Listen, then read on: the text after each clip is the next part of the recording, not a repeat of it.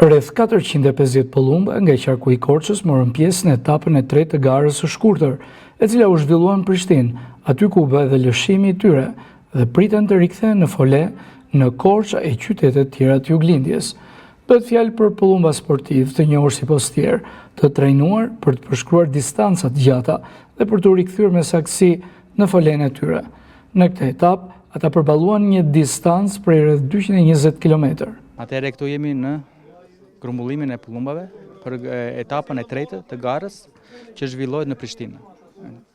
Në këtë moment që jemi duke çekuar pëllumbat, të cilët do marrin pjesë në këtë garë. Ne jemi një shoqat jo fitim prushte. Domethënë nuk ka asnjë lloj fitimi, nuk ka asnjë lloj përveç se sportit, adrenalinës që ne na krijojnë.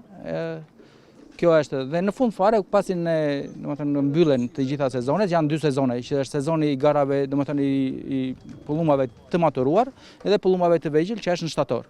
Domethënë ajo garë bëhet pasi ne tash i çelim zogjtë, në shtator bëjmë garën e zogjve. Domethënë edhe këto të dyja garat federata pasaj na bëjmë ndarjen e trofeve.